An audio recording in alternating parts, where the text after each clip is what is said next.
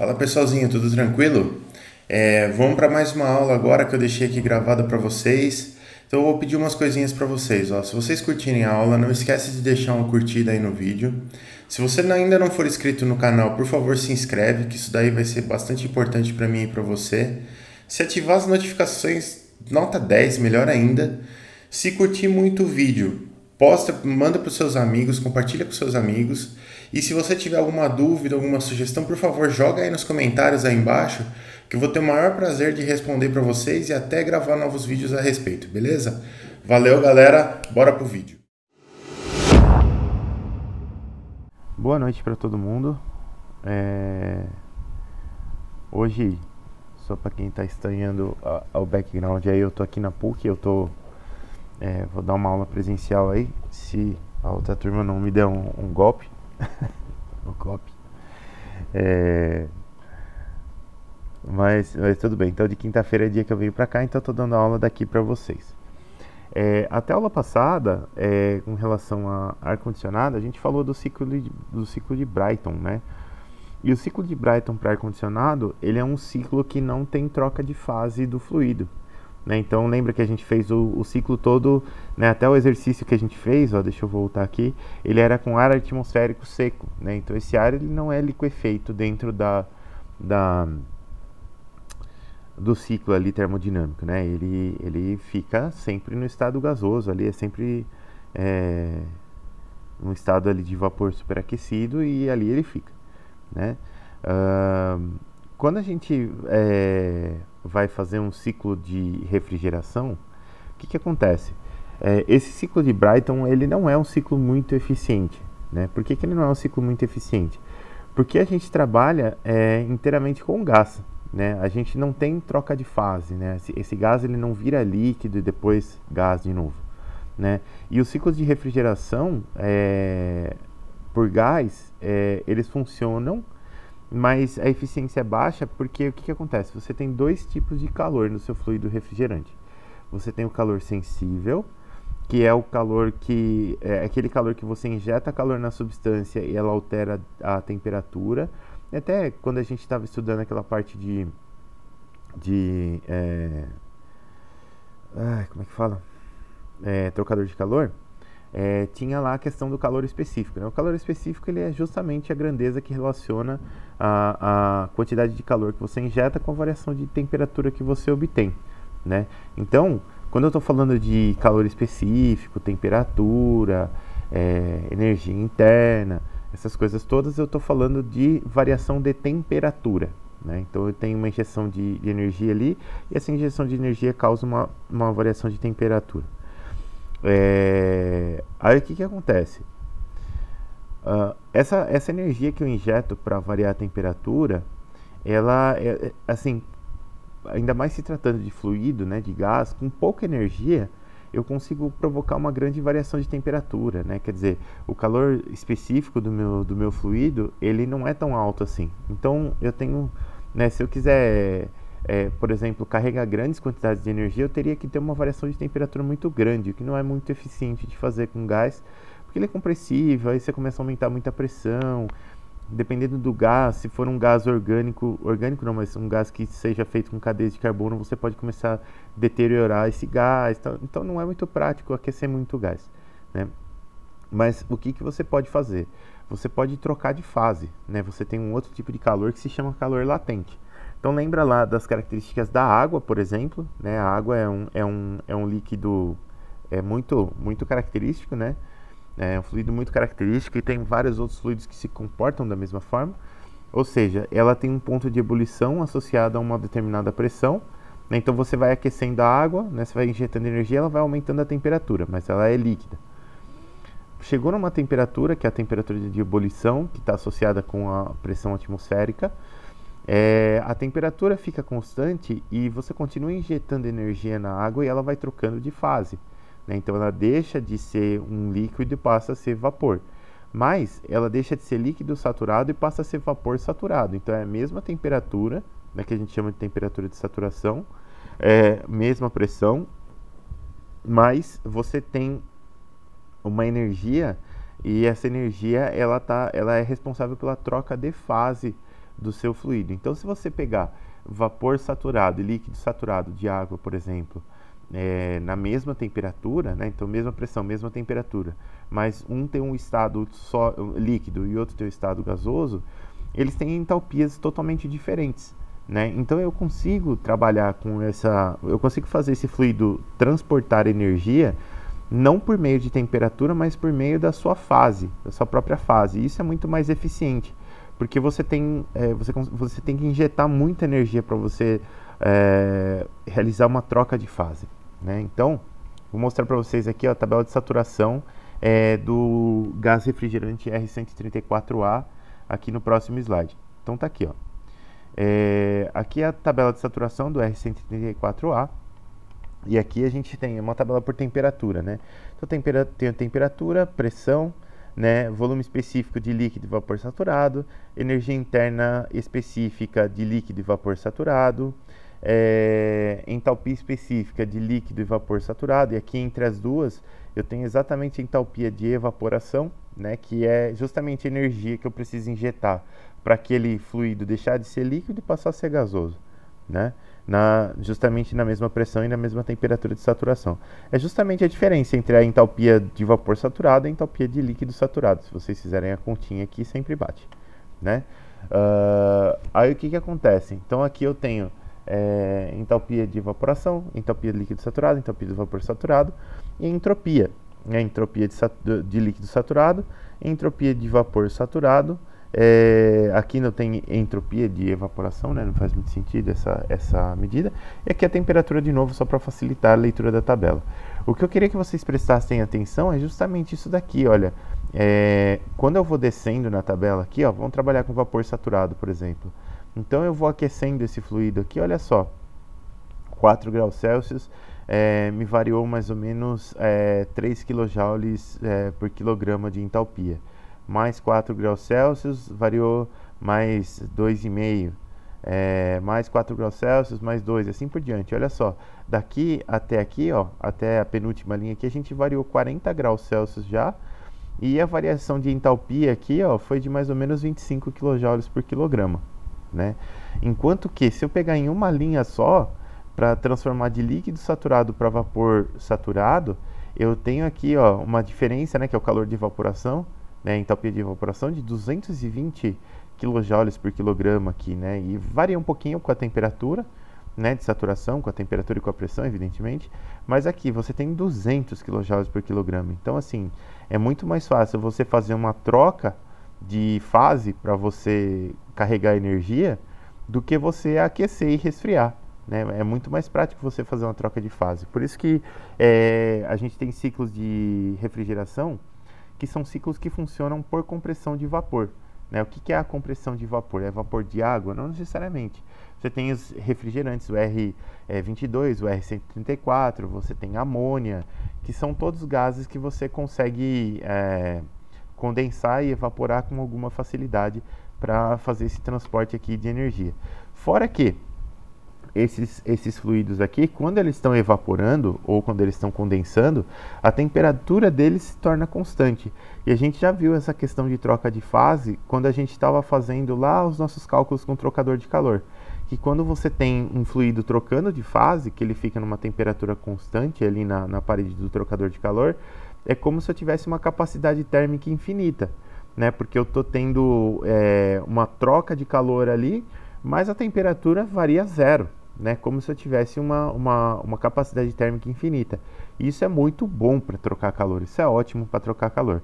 Fora que é muito mais fácil você trocar calor com líquido do que trocar calor com gás, né? Então isso é outra coisa que a gente tem que levar em consideração também. Então por isso tudo, né, opta-se por utilizar transformações de fase aqui para a gente poder fazer os ciclos de refrigeração, né? E aí beleza. Então, para a gente ter ciclos mais eficientes e conseguir trocar mais calor, faz sentido provocarmos essa troca de fase no fluido refrigerante, né? Se a gente pegar ar-condicionado, refrigerador comercial, todos eles trabalham sobre esse princípio, né? Por isso que os trocadores de calor possuem esses nomes aqui que a gente já até falou no passado, né? A gente tem o evaporador fica do lado frio, né? Então, por que ele é evaporador? Porque do lado frio eu aqueço o fluido refrigerante, e com isso eu provoco a evaporação desse fluido refrigerante. Ele era líquido e se transforma em gás. E do outro lado eu tenho o condensador, né? O condensador é aquele que fica do lado quente, né? E o que o condensador faz? O condensador ele resfria o fluido refrigerante. Então ele transforma aquele fluido refrigerante que era um gás em líquido, né? Não, às vezes não 100%, mas ocorre essa transformação. O fluido refrigerante, nesse tipo de ciclo, sempre trabalha entre os estados de líquido saturado e vapor saturado. Às vezes passa um pouquinho do vapor saturado, às vezes passa um pouquinho do líquido saturado, né? Mas é pouca coisa que passa e a gente consegue avaliar fazendo um balanço de entalpia aí, tá? Então podem ficar tranquilos com relação a isso. Estou com um mau contato aqui na minha luz, aqui, dá umas piscadinhas de vez em quando. Então aqui, ó, deixa eu ver uma coisa aqui, rapidão, pessoal. Aqui acho que tá melhor. Então vamos aqui, ó. Vamos olhar agora para o ciclo de Carnot para refrigeração a vapor. Quando vocês fizeram termodinâmica, com certeza vocês viram o ciclo de Carnot, né? E esse ciclo aqui, ele é o ciclo de Carnot invertido, né? Então o ciclo de Carnot, o que acontecia? Você injetava calor nele e buscava extrair trabalho, né? Aqui é o contrário, você injeta trabalho e busca extrair calor, né? Tirar calor, movimentar calor de um ambiente para o outro. Esse ciclo aqui, ele é uma primeira etapa, ele não é o ciclo ideal de Carnot, né? Aliás, pelo contrário, ele é o ciclo ideal de Carnot, ele não é o ciclo que se usa na vida real, mas a gente começa estudando a partir dele porque ele é um pouco mais simples de entender algumas coisas e depois a gente vai refinando até a gente chegar no que se usa na vida real. Então o ciclo ideal de Carnot é esse ciclozinho aqui, ó. Aqui eu tenho o diagrama temperatura-entropia, né? Então aqui temperatura no eixo Y, entropia no eixo X. E esta linha que eu tenho aqui é o domo de vapor do meu fluido que está passando aqui por dentro, né?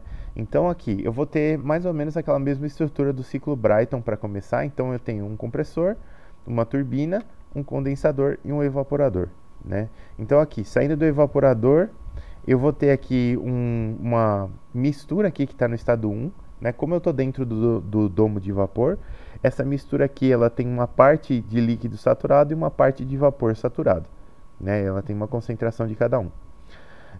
Aí o que acontece? Eu vou fazer aqui uma compressão isentrópica até o estado 2. O estado 2 é um estado onde eu tenho apenas vapor saturado. Desse lado aqui é apenas vapor saturado. Repara que parece esquisito, né? Você fala, pô, mas eu comprimi uma mistura de líquido e vapor e eu tenho só vapor. E é exatamente isso que acontece. Você comprime realmente uma mistura de líquido e vapor e nesse processo de compressão você acaba tendo aquecimento. E esse aquecimento acaba provocando a evaporação do líquido saturado que eu tinha aqui, de forma que você chega no estado de vapor saturado. Aí, sair daqui no estado 2, né? Então compressão isentrópica, eu vou passar pelo condensador, onde eu vou perder calor para o ambiente, né? Eu vou perder calor para a zona quente. Quando eu perco esse calor, o que eu vou fazer? Eu vou provocar uma condensação desse meu fluido refrigerante. Então, essa condensação ocorre a pressão constante e a temperatura constante aqui, que é a temperatura de saturação do líquido nesta pressão. E aí eu vou condensar até chegar no estado de líquido saturado, né, que é aqui no estado 3. Então, cheguei no estado de líquido saturado, eu vou passar pela turbina. A turbina vai gerar um pouquinho de trabalho e vai fazer a expansão desse fluido aqui. Essa expansão ela é uma expansão isentrópica a princípio, depois a gente vai ver que para outros ciclos ela não é, mas nesse ciclo de Carnot ideal ela é isentrópica, né? Então eu faço a expansão aqui e aí eu vou chegar num estado onde eu tenho líquido e vapor saturado. Nesse estado 4 aqui eu tenho mais líquido do que vapor saturado, porque eu estou mais perto da parede esquerda do domo de vapor. Aí eu vou passar pelo evaporador, eu vou ganhar calor, e aí uma parte desse líquido saturado vai se tornar vapor saturado até eu voltar para o estado 1 aqui, passando pelo evaporador. Tá? Então esse aqui é um ciclo de Carnot. Ele tem algumas coisas aqui que, por exemplo, ele fala que a temperatura de saturação do líquido aqui no condensador é exatamente a temperatura da zona quente para o condensador, e a temperatura de saturação do líquido aqui no evaporador é exatamente a temperatura da zona fria. A gente sabe que isso não é bem verdade, porque se eu tenho equilíbrio térmico entre o fluido e o ambiente, eu não tenho troca de calor, né? Então eu vou precisar mexer nisso daí, e vocês vão ver como é que a gente mexe nessas temperaturas aqui já, né? Voltando para o nosso ciclo de Carnot idealzão de tudo aqui.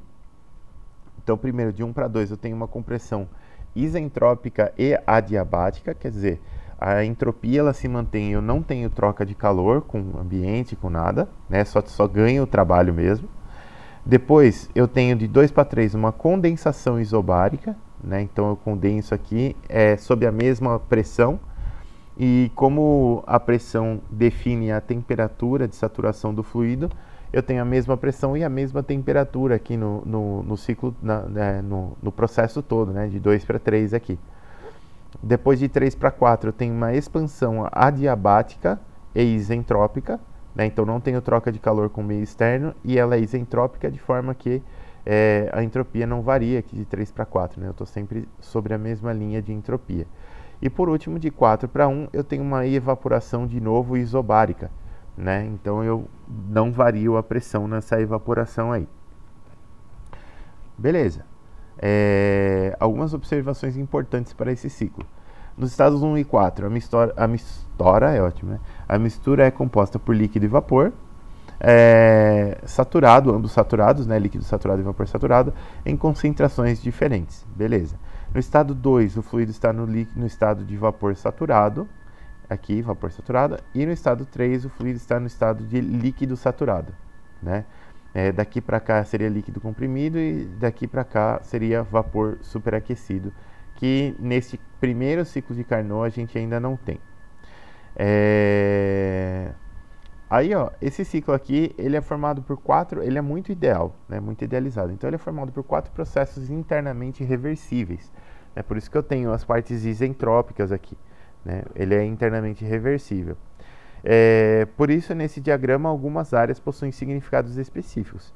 Então, eu tenho essa área BA23B, que é aqui, ó, BA23B. Essa área aqui, ó, ela representa o calor rejeitado pelo ciclo na região quente, né? É a área sob a reta 23 aqui, né? Que é o calor que o meu ciclo vai rejeitar quando ele estiver passando lá pelo condensador. Depois eu tenho essa outra área aqui, BA14B, que é essa área de baixo aqui, ó, que é a área sob o processo 4 para 1 aqui, ó. Essa área aqui, ela representa a energia que eu ganhei quando eu estava passando pelo evaporador, né? Então aqui eu tenho energia despejada no condensador e aqui eu tenho energia que eu ganhei quando eu passei pelo evaporador. A diferença entre essas duas energias aqui vai dar justamente essa área interna aqui, ó, 1, 2, 3, 4, 1 aqui, que é o trabalho injetado no ciclo, né? Então a diferença entre essas duas áreas vai dar o trabalho injetado no ciclo. E aí o que acontece? Eu tenho um coeficiente de rendimento para esse ciclo aqui. O coeficiente de rendimento, ele é o trabalho injetado, aliás, ele é o calor que o ciclo conseguiu extrair do ambiente frio, da zona fria, então é o calor que ele ganhou, que é essa área aqui embaixo do processo de 4 para 1 aqui, dividido pelo trabalho que eu precisei injetar para ele fazer isso, né, que é essa área 1, 2, 3, 4, 1 aqui. Então, olha só, o meu coeficiente de desempenho, ele vai ser essa área aqui de baixo, que é o calor que eu extraí da zona fria, BA14B, dividido pela área que está aqui dentro do ciclo, que é o trabalho injetado para esse ciclo acontecer, que é a área 1, 2, 3, 4, 1. Calcular essas áreas aqui é hiper fácil, né? Então, a área BA14B aqui, ó, é TC que multiplica a entropia em A menos a entropia em B, tá aqui. E essa área interna aqui do ciclo é TH menos TC, que multiplica a entropia em A menos a entropia em B. Repara que eu tenho um termo em comum aqui de entropias que eu posso cancelar. E aqui diretamente eu consigo calcular o coeficiente de desempenho para esse ciclo de Carnot todo ideal aqui. E como vocês já sabiam, o coeficiente de desempenho para o ciclo de Carnot, bem como eficiência para o ciclo de Carnot, quando a gente fala de geração de trabalho, ela só depende das temperaturas da zona quente e da zona fria. Ela não depende mais de muita coisa. O coeficiente de desempenho, quando a gente usa ciclo de Carnot para refrigeração, é a mesma coisa. Só depende das temperaturas aqui da zona quente e da zona fria. E quando você for utilizar as temperaturas, não se esqueça que essas temperaturas são em escalas absolutas, para você poder calcular isso daqui, tá? Senão você vai ter um grande problema se você não utilizar escalas absolutas. Então você tem que usar, né, Kelvin, se você estiver na escala centígrada, aí, né, de graus Celsius, então a absoluta é o Kelvin. E se você estiver em Fahrenheit, você tem que usar a escala Rankine, que é o absoluto para o Fahrenheit. Beleza. Então, esse coeficiente aqui, ó, que a gente consegue com esse ciclo aqui de Carnot, ele é o coeficiente máximo de desempenho alcançado por um ciclo de Carnot entre esses dois reservatórios com temperaturas TH e TC. Tá? Não tem como eu conseguir um coeficiente de desempenho maior do que o desse ciclo aqui. Então, beleza. O que acontece daqui para frente? Daqui para frente acontece que é muito difícil implementar esse ciclo aqui na vida real, por alguns motivos que eu vou explicar para vocês agora. Né? Então tem essa questão da eficiência, né? Então apesar desse ser o ciclo de Carnot de refrigeração ao vapor ideal, o ciclo real é diferente, consequentemente menos eficiente, então o coeficiente de desempenho é menor. Isso se deve a algumas coisas. Primeiro, aquela questão das temperaturas que eu já comentei com vocês, né? Então se eu estiver falando das temperaturas das zonas quente e fria, né, e elas forem TH e TC, as temperaturas do fluido refrigerante ao passar por essas zonas, elas devem ser TH' maior do que TH e TC' menor do que TC. Né? Quer dizer, na zona fria, se eu quero esfriar a zona fria, ou se eu quero trocar calor com a zona fria, o meu fluido ele tem que estar mais frio do que a zona fria. E se eu quero trocar calor com a zona quente, o meu fluido tem que ser mais quente do que a zona quente. Né, porque o ciclo de refrigeração ele precisa de resfriamento do fluido na zona quente e aquecimento do fluido na zona fria. Né? É assim que ele troca calor. Então eu preciso de diferença de temperatura, senão eu vou ter um problema na hora de calcular o tamanho dos meus trocadores de calor. Né? Se eu não tivesse essas diferenças de temperatura aqui, o tamanho dos trocadores de calor seria muito grande, né? Virtualmente infinitos os trocadores de calor, para a gente conseguir essas trocas de calor necessárias aí. Então, quando você aumenta essa diferença de temperatura, você aumenta, logicamente, a potência de troca de calor ali, o Q ponto, né? Que você consegue trocar com os trocadores. E aí isso faz com que você precise de trocadores com muito menos área para fazer exatamente o mesmo serviço, que é algo muito bom. Então, se a gente mexer nessas temperaturas aqui, ó, repara que eu tenho a temperatura aqui embaixo, a temperatura TH da região quente, e aqui na linha de cima da parte de baixo, a temperatura TC da região fria. Para o meu ciclo ter uma capacidade maior de troca de calor, eu preciso que a minha temperatura do fluido na parte quente seja maior do que a temperatura H e a temperatura do fluido na parte fria seja menor do que a temperatura TC. Então, meu ciclo vai levar essa distorcida aqui, ó. Além disso, além dessa questão da temperatura, a gente tem mais dois problemas. O primeiro problema é na compressão, porque repara que para fazer a compressão, eu começo de um ponto aqui dentro do domo de vapor. Então eu tenho líquido saturado e vapor saturado. E comprimir uma mistura de líquido-vapor é péssimo. Né? Para você projetar um compressor que faça a compressão desse líquido com vapor aí, você vai ter um problema, né? Porque quando você está comprimindo gás, o gás ele é um fluido compressível, né? Então beleza, você consegue comprimir lá com o seu compressor e dá tudo certo. Quando você tenta comprimir líquido, já é mais complicado, porque a compressibilidade do líquido, não que ela não exista, mas ela é muito menor, né? E você não consegue controlar a quantidade de líquido que entra lá, porque para comprimir o gás refrigerante, você vai precisar fazer um compressor que se parece com aquelas bombas de deslocamento que a gente já estudou, lembra? Que aquela bomba lá, a bomba de deslocamento, ela é boa para alta viscosidade ou baixa densidade, né? Então você vai ter aquela bombinha lá de pistão para fazer essa compressão do gás. E se entra só gás, beleza, tranquilo, vai comprimir o gás lá na razão de compressão, que depende só da geometria do compressor ali, do pistão do compressor. Agora, se entra líquido junto, você diminui a câmara ali, então você aumenta muito a razão de compressão, né? E isso pode ser um grande problema, isso pode inclusive danificar o seu compressor. Então não é muito viável você comprimir líquido e vapor simultaneamente. É muito melhor comprimir só vapor, né? Então seria legal que esse ponto 1 tivesse aqui, ó, que ele já fosse vapor saturado, 100% vapor saturado. Qual que é o problema com isso?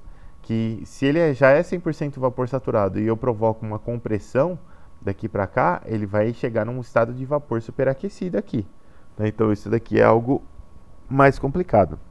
Esse é o problema da compressão.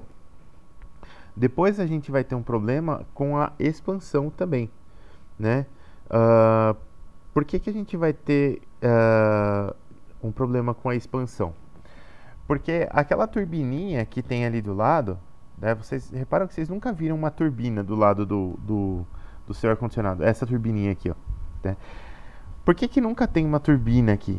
Porque primeiro que se você colocasse uma turbina aqui e está ocorrendo expansão dentro da turbina, você teria um problema, porque a eficiência isentrópica desse processo, né, quando você tem expansão na turbina, ela é muito baixa, né? Esse é o primeiro problema. Então você geraria muito pouco trabalho com essa turbina. Você não consegue gerar muito trabalho com ela, né?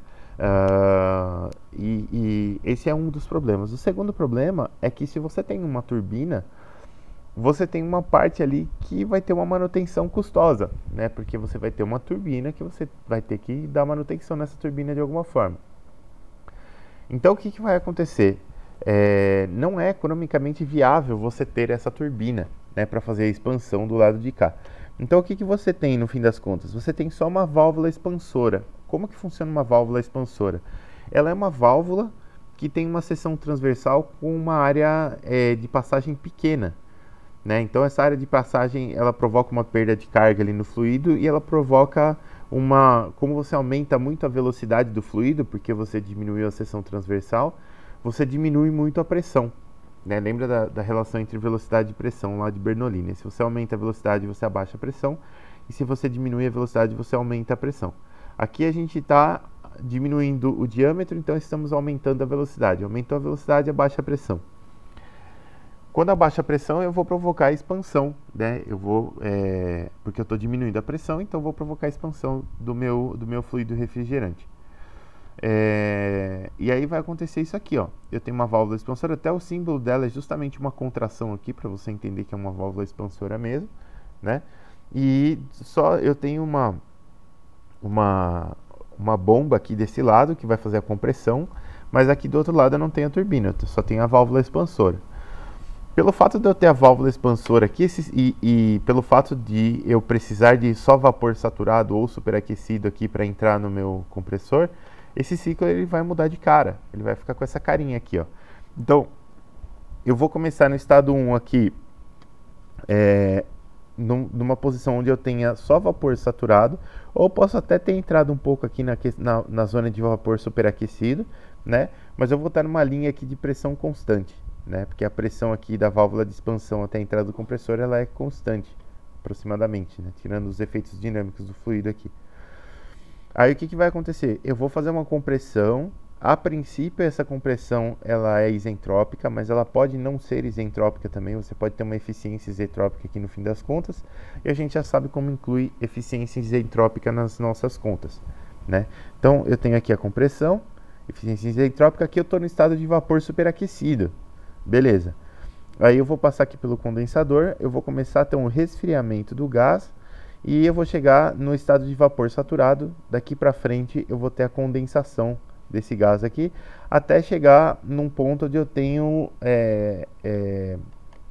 líquido saturado aqui do outro lado, ou pode ser até líquido comprimido aqui, mas normalmente é líquido saturado, né? De novo, tudo ocorre à mesma pressão, né? A diferença de pressão, você tem duas pressões diferentes nesse sistema aqui, né? Uma entre o compressor e a válvula expansora, né? Que é a parte de alta pressão, e a outra entre a válvula expansora e a entrada do compressor aqui do outro lado, que é a parte de baixa pressão. Então você tem uma linha de alta aqui e uma linha de baixa do outro lado. Passei pela válvula expansora, essa expansão aqui, ela é isentrópica não, ela não é isentrópica, pelo amor de Deus. Ela é adiabática, né? Então eu não tenho troca de calor aqui. Na verdade, se você prestar atenção nessa transformação de 3 para 4 aqui, eu não tenho troca de calor, ela é adiabática, né? Não ganho nem perco calor, e não realiza trabalho também, né? Não tem entrada e saída de energia aqui. Então, entre os estados 3 e 4, o que vai acontecer? Eu vou ficar sempre com a mesma entalpia, né? Não vai mudar a entalpia aqui, não vai mudar nada. A única coisa é que aqui eu estava no estado de líquido saturado, e aí, como eu estou fazendo essa expansão, esse líquido saturado, uma parte dele vai evaporar, porque eu estou baixando a pressão, né? E se eu estou baixando a pressão, ele vai vir para cá, num ponto onde ele é uma mistura entre líquido saturado e vapor saturado. Não tem problema, o restante vai evaporar aqui no evaporador e vai voltar para o estado 1. E essa evaporação aqui no evaporador ocorre a pressão constante, portanto a temperatura constante também. Beleza, então esse é o meu novo ciclo, né? Lógico que não dá para você acertar na mosca, falar, olha, aqui nesse estado 1 com certeza vai ser vapor saturado, aqui nesse estado 3 com certeza vai ser líquido saturado. Às vezes passa um pouquinho, né? Às vezes passa um pouquinho do 1, passa um pouquinho do 3, mas não tem problema, a gente tem as tabelas termodinâmicas aí justamente para ajudar a gente a fazer essas contas aqui. Então vamos lá. Aqui ainda falando sobre esse ciclo, ó. Como que é a configuração do ciclo? Para a gente repassar, eu estou no estado 1 lá, eu tenho vapor saturado ou pode ser superaquecido. Não posso ter uma mistura de líquido e vapor saturado aqui, ó, porque eu quero passar pelo compressor e no compressor eu vou apenas comprimir o vapor saturado ou superaquecido, mas eu tenho que comprimir só vapor. Beleza, então de 1 para 2 eu vou fazer uma compressão que a gente chama de compressão seca, porque não tem líquido aqui, só tem vapor, né? E ela é adiabática e ela é isentrópica. Então, para essa compressão eu só tenho entrada de trabalho, né? Eu não tenho troca de calor e eu não tenho variação de entropia ainda. Depois a gente pode ter uma variação de entropia. Depois, aqui no estado 2S, eu tenho com certeza vapor superaquecido. Tem que estar em vapor superaquecido aqui. Do 2S ou 2 estaria um pouquinho mais para cima por causa da eficiência isentrópica. Do 2 para o 3, o que eu vou ter? Um resfriamento primeiro e depois uma condensação, ambos isobáricos, né? Então passou pelo condensador aqui. Depois o estado 3 é o estado onde eu tenho líquido saturado. Eu posso ter também líquido comprimido aqui, né? Eu posso passar um pouquinho disso aqui, mas depois a gente vai ver que se eu passar um pouquinho só, eu posso aproximar a entalpia do líquido comprimido pela entalpia do líquido saturado na mesma temperatura e não vou ter tanto prejuízo assim. Aí de 3 para 4 eu vou ter uma expansão adiabática, portanto isentálpica, né? Por que adiabática, portanto isentálpica? Porque aqui é uma expansão simples, né? Eu só tenho uma válvula expansora, então não tem trabalho entrando. Ela é adiabática, também não tem calor entrando, né? Então a entalpia do processo não pode mudar, né? Porque eu não vario energia interna e eu não provoco ou introduzo trabalho também, então não vai mudar a entalpia, né? Não tem como. E aí no fim das contas, aqui no estado 4, eu vou ter uma mistura de líquido saturado e vapor saturado. Aqui não tem como, a gente vai ter uma mistura. Aí de 4 para 1, evaporação isobárica, né? E eventualmente eu coloquei mais aquecimento entre parênteses aqui, porque eu posso passar desse ponto de vapor saturado e entrar um pouquinho em vapor superaquecido aqui, mas normalmente é pouca coisa que você entra, né? Você não entra tanto porque não é necessário você fazer essa entrada tão grande aí. No fim das contas, meio que pode acontecer, né? Se você pensar num ar-condicionado veicular, por exemplo. Pô, ar-condicionado veicular, essa temperatura aqui, tanto da zona quente aqui quanto da zona fria, elas variam demais, né? Se você pegar um carro Não precisa nem variar muito. Se você pegar um carro que você está andando com ele de dia, às vezes o sol está muito forte, lá a temperatura no asfalto 40 graus. Puta vida. A temperatura quente aqui 40 graus. Depois você vai para uma temperatura, você vai andar com esse carro de noite e tal, a temperatura cai pra caramba, caiu lá para, sei lá, 15, 20 graus, né, que é a inversão térmica que a gente está tendo aqui. E aí o que acontece? Você vai ter uma variação gigantesca desse TH aqui, né, dessa temperatura da zona quente, e com certeza você não vai conseguir calibrar um sistema para que em todas as temperaturas você chegue exatamente aqui no líquido saturado, né? Ora você vai passar um pouquinho, ora não, né? Mas é mais ou menos, você vai estar sempre perto do líquido saturado, que não pode passar muito também, né? Mas tem variações, né, de zona quente, tem variação de zona fria, e aí tudo isso daí vai interferir nesses pontos aqui, porque no ponto 1 e no ponto 3 é desejável que a gente esteja nos estados de saturação, mas nem sempre a gente consegue. Aí beleza, vamos resolver um primeiro exercício para a gente ver como que funciona esse negócio. Então eu tenho aqui o refrigerante R134A, é o fluido em um ciclo ideal de refrigeração a vapor, que se comunica termicamente com uma região fria a 0 graus Celsius e uma região quente a 26 graus Celsius. O vapor saturado entra no compressor a 0 graus Celsius, enquanto o líquido saturado deixa o condensador a 26 graus Celsius. O fluxo máximo do sistema é de 0,08 kg por segundo. Determine, primeiro, a potência do compressor em kW, depois a capacidade de refrigeração, também em kW, depois o coeficiente de desempenho e, por último, o coeficiente de desempenho de um ciclo de Carnot de refrigeração a vapor ideal, operando entre as mesmas regiões quente e fria. Então vamos dar uma olhada nesse negócio aqui. Vou pegar a minha luzinha, deixa eu... Aqui, ó. Luzinha.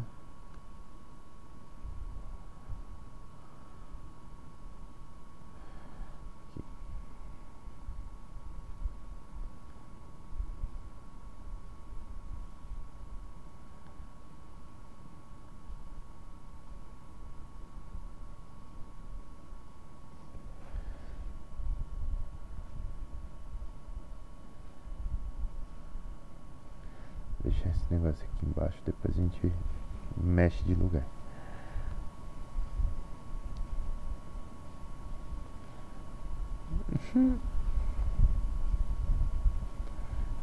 Aí. Então, hoje nós estamos na aula do dia 14/10. Nossa.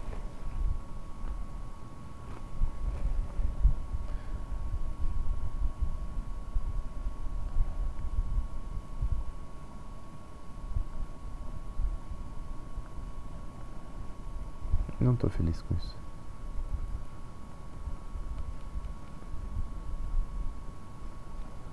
Era assim.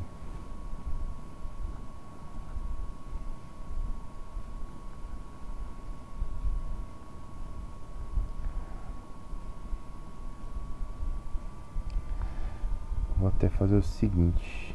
Vou dar um print aqui nesse exercício.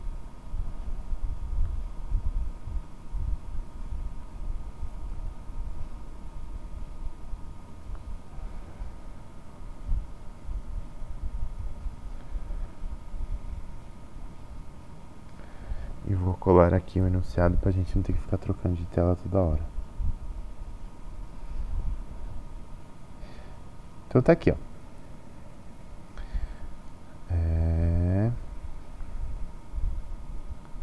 Estoque da vida, né? Agora sim, eu gosto sempre de dar uma desenhada nas coisas aqui pra gente lembrar como é que tá acontecendo. Então aqui, ó, no nosso caso, o que que eu vou ter?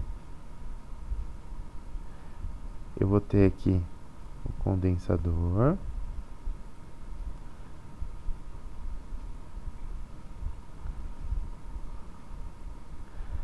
Aqui eu tenho o compressor.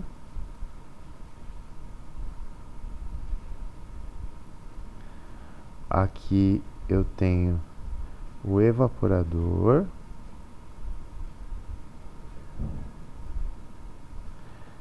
E aqui eu vou ter a válvula expansora, né? Então ela tem mais ou menos essa carinha aqui. Beleza, aqui vai entrar trabalho.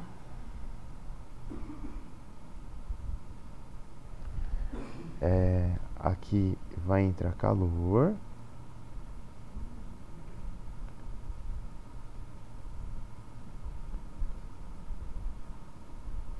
E aqui vai sair calor.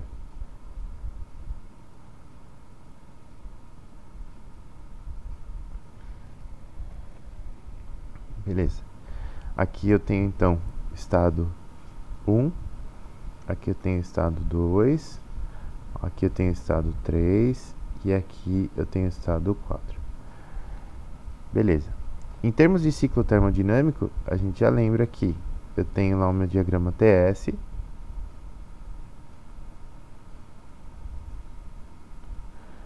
Tenho lá o meu domo de vapor, que eu vou desenhar de rosinha aqui. E eu vou ter algo mais ou menos com essa cara aqui no meu ciclo, ó. Então eu tenho um ponto aqui, um ponto aqui.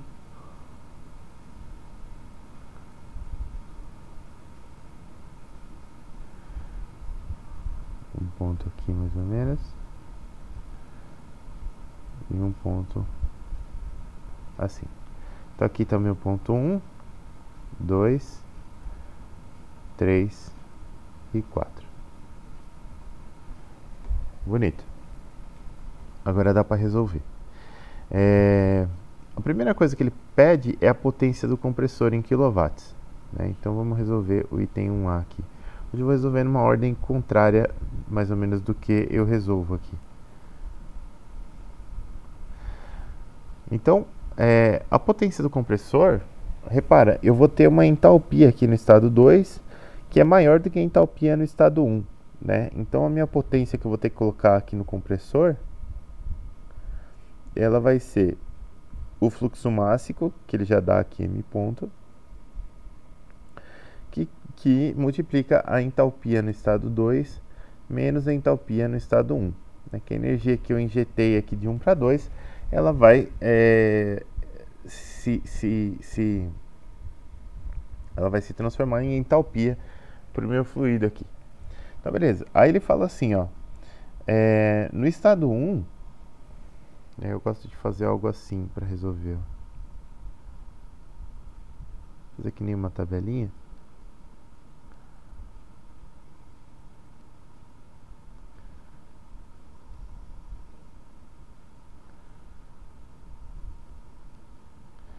Nessa tabelinha eu vou colocar entalpia em kJ por quilograma. E eu vou colocar a entropia, que é em kJ por quilograma Kelvin. Aqui.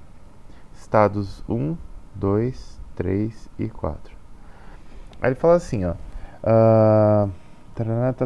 Vapor saturado entra no compressor a 0 graus Celsius. Então a entrada do compressor é estado 1. A gente está falando de vapor saturado a 0 graus Celsius no estado 1. Então eu vou pegar as minhas tabelas termodinâmicas. Eu vou pegar a tabela termodinâmica do R134A, tabela de saturação, porque a gente está falando de vapor saturado. Aqui, ó. Já estou na tabela do R134A. Isso aqui é uma tabela de saturação, né? Então aqui, ó, propriedades do refrigerante R134A saturado. E a gente está olhando para a temperatura de 0 graus Celsius. 0 graus Celsius está aqui, ó, né? Se eu olhar, eu vou dar uma selecionada na linha, assim, para a gente não se perder.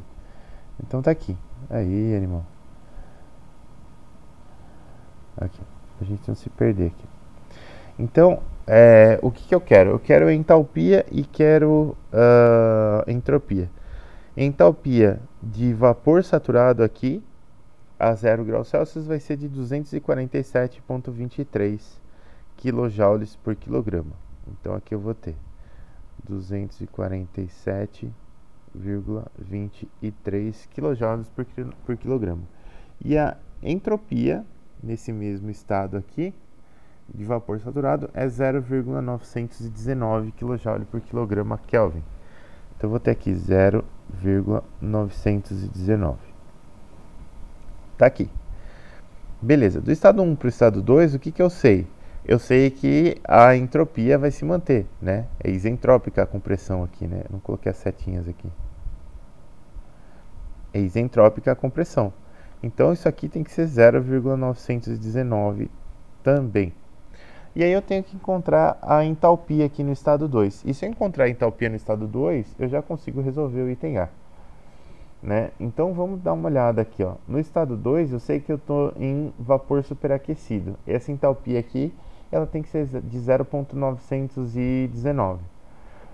Outra coisa que ele fala, que também é importante para a gente aqui, é que a gente está numa região, aqui ó, quer ver? Ó?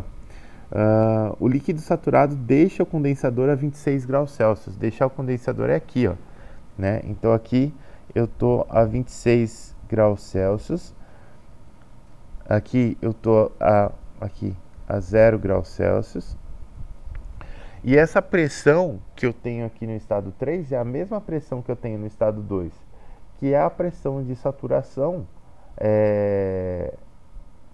do líquido aqui para 26 graus Celsius. Né? Isso aqui é a pressão de saturação do meu fluido refrigerante para 26 graus Celsius. Eu vou olhar lá nas tabelas para vapor superaquecido agora, porque a gente está em vapor superaquecido. O que eu estou procurando? Eu estou procurando entropia de 0,919 kJ por quilograma Kelvin, quando eu tenho uma temperatura de saturação de 26 graus Celsius aqui, né? Tem que estar perto de 26 graus Celsius aqui, porque aqui eu tenho líquido saturado e ele está a 26 graus Celsius e é a mesma pressão aqui. Então, olha só. Vamos para as tabelas de saturação lá, primeiro.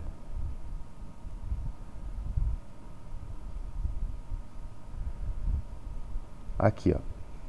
Tabela de saturação. Quando eu vou olhar para as tabelas de saturação, a tabela de saturação ela é super subdividida, né? Ela tem várias divisões aqui, cada uma para uma pressão. Então, eu tenho para a pressão de 0,6 bar, a temperatura de saturação do meu líquido aqui é de 37,07 graus Celsius, né? Aliás, do meu líquido não, do meu vapor aqui, né? Do meu vapor superaquecido. Para 1 bar, essa temperatura foi para 26. A gente está no R134, né? Se eu for aqui, ó, isso, acabei de chegar aqui, ó. Então, para 0,6 bar, 37 graus Celsius. Não é o que a gente está procurando, né? Essa temperatura de saturação, se ela fosse de 37 graus Celsius, eu teria ainda líquido comprimido ali, né? Eu não teria líquido saturado. Então, eu tenho que estar mais perto de 26 graus Celsius aqui, ó. Eu tenho uma segunda tabela aqui para o R134A, onde a minha temperatura de saturação é próxima de 26,43 graus Celsius. Lógico que o ideal seria que eu tivesse uma tabela onde a temperatura de saturação fosse exatamente 26,43 graus Celsius, mas a gente não tem, né? E sabendo que a gente não tem, a gente pode utilizar esse 26,43 aqui como uma excelente aproximação. Porque depois aqui, ó, para 1,4 bar, a nossa temperatura de saturação ela já cai para menos 18,18 graus Celsius aqui, né? Então, a 26 graus Celsius, eu teria totalmente vapor superaquecido ali. E não é o que a gente tem, né? Então, a gente está mais próximo dessa tabela aqui, ó. E eu tô procurando lá, quer ver, ó? Aqui, ó, vapor superaquecido. Aqui, ó, eu tô procurando essa entalpia de 0,919 kJ por quilograma. KJ por quilograma Kelvin, na verdade. Aqui, ó, nessa tabela aqui, a gente já começa numa entropia, perdão, acima, bem acima, né? Deixa eu dar uma olhada aqui nessas tabelas. Aqui, ó, porque a gente começa aqui em pressões bem baixas, né? E aí você tem uma temperatura de saturação alta aqui. essa temperatura de saturação, ela despenca aqui, ó, e depois ela começa a aumentar de novo. Repara que o fluido ele tem um comportamento bem complexo aqui. Aí vamos lá. E repara também que aqui, ó, quando eu estou no estado entre o estado 2 e 3, eu estou no estado de pressão alta. Então não faz sentido eu estar abaixo de 1 bar ali. 1 bar é mais ou menos 1 atm, né? Não faz sentido eu estar abaixo da pressão atmosférica aqui. Então vamos continuar olhando aqui nas tabelas de vapor saturado, R134A. Aqui a temperatura de saturação já está em menos 5 graus, conforme vai aumentando a pressão. Depois menos 1, 2, 8, 15, 21, 26,72. Aqui, ó. Aqui a gente está num lugar bem melhor, né? Porque, ó, eu tenho a temperatura de saturação de novo bem próxima dos 26 graus lá. Eu não sei o que é esse negócio que apareceu aqui. Eu não quero isso. Pronto, saiu. Eu estou bem próximo dos 26 graus lá de temperatura de saturação. Então eu posso imaginar que eu estou nessa pressão aqui de 7 bar, o que é muito bom. E aqui eu tenho uma entalpia de saturação menor do que a entalpia que eu encontrei lá, né? Então eu vou estar, na verdade, eu vou precisar fazer uma pequena interpolação para encontrar essa entalpia aqui desse fluido aqui a 0,919 kJ por quilograma Kelvin de entropia. Vai dar bem próximo dessa de baixo aqui, mas vamos fazer a continha só para manter a corretude do processo. Então, nossa tabela de interpolação tá aqui, eu gosto de manter ela pequena. Acho que eu vou fazer um aplicativo de interpolação. O que aconteceu? Fechou? Vamos de novo. Acho que eu vou fazer um aplicativo de interpolação. Essa tabela, toda vez ela abre muito grandona aqui. Vamos beber aqui.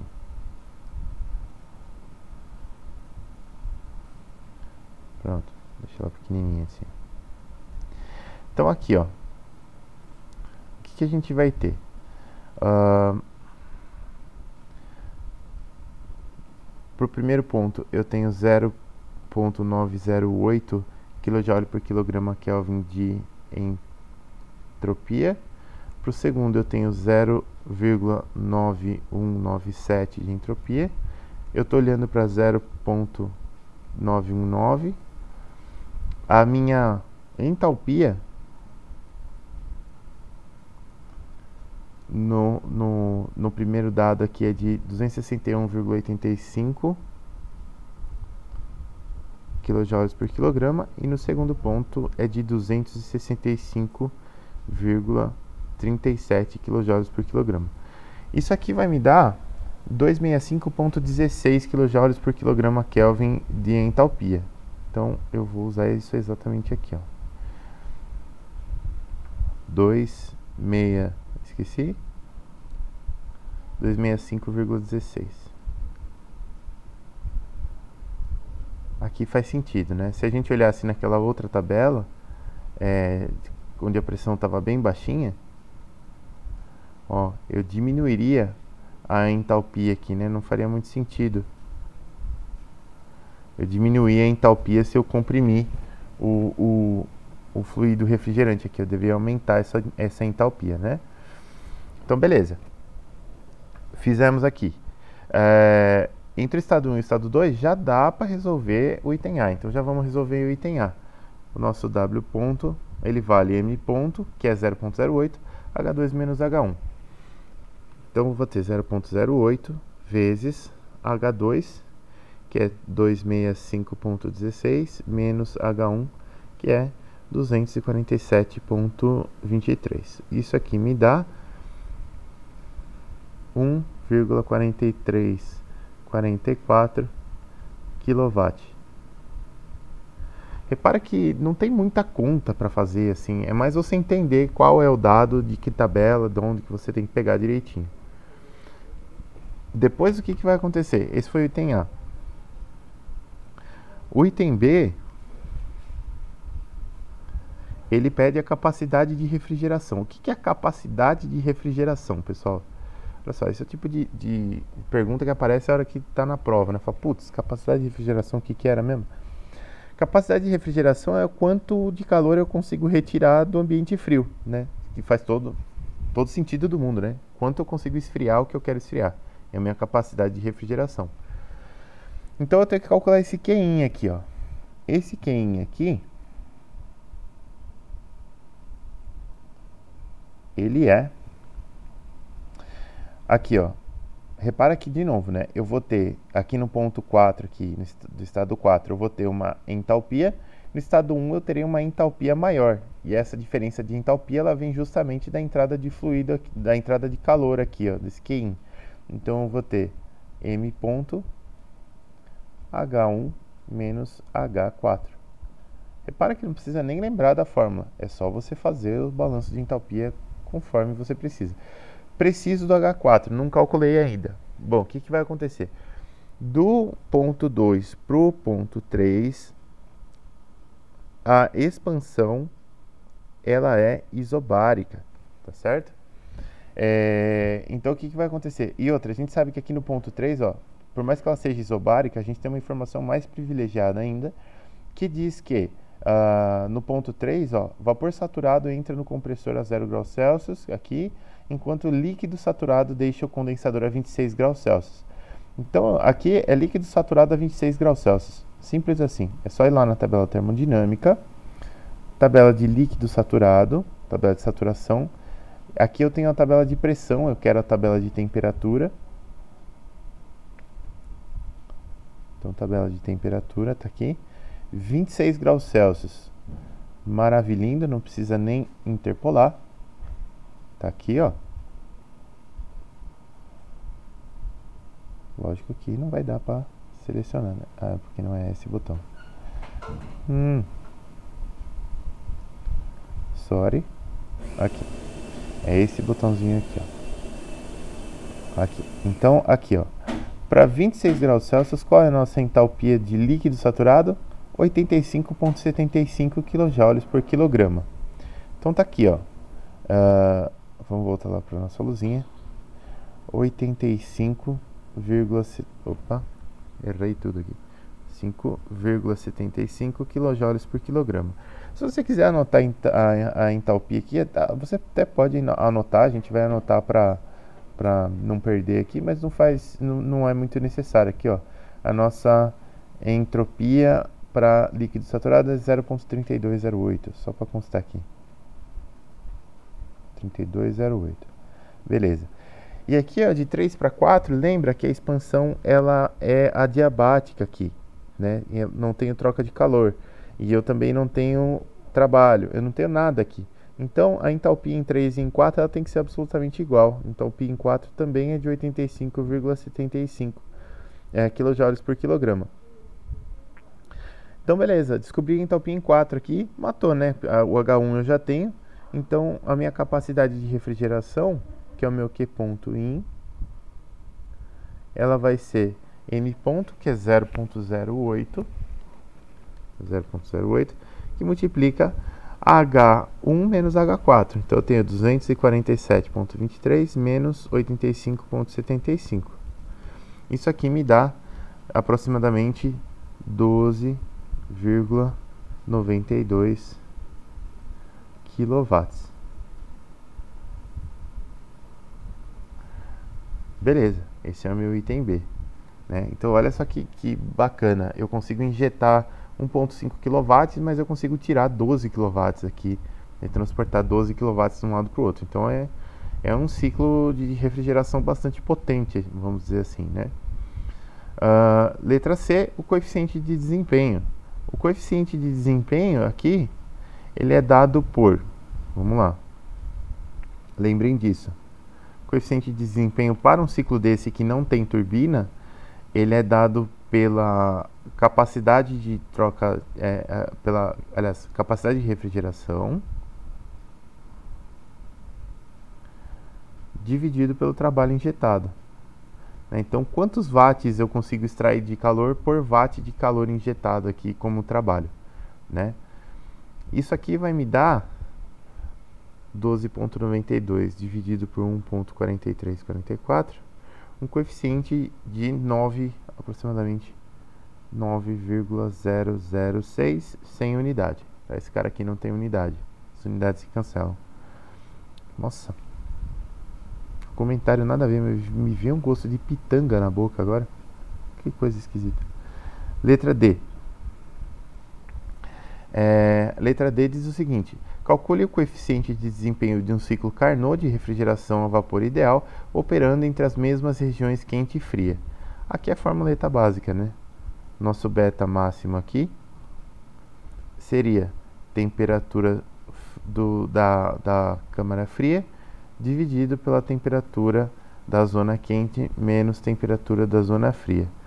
Tudo isso, né, eu vou fazer literal aqui porque isso daqui tem que acontecer em temperatura absoluta. Então, da câmara quente aqui, ó, é 273,15 mais 26. Isso aqui é 299,15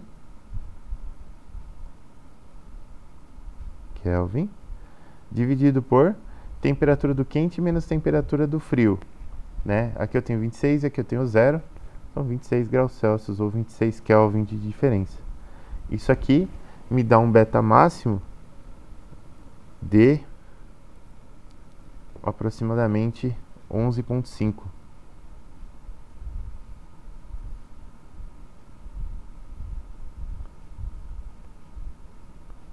Tá, então esse é o meu beta máximo. Eu conseguiria, se eu tivesse num ciclo de Carnot ideal, eu conseguiria um coeficiente de desempenho máximo de 11,5. Qual que foi o coeficiente de desempenho que eu consegui nesse ciclo aqui, só pelo fato de eu ter entrado na zona de vapor superaquecida aqui e tudo mais? Já foi para 9 e pouco, tá? Já diminuiu. Pelo fato do nosso tempo estar avançado, eu vou parar por aqui hoje, pessoal, e na próxima aula a gente resolve. Tem mais 2 exercícios que eu queria mostrar para vocês aqui, onde a gente continua esse exercício aqui, né? Então, vou continuar aqui, tem o exercício 2, depois tem o exercício 3, e por último, a gente vai para ciclos termodinâmicos, né? Que é a última parte dessa matéria aqui.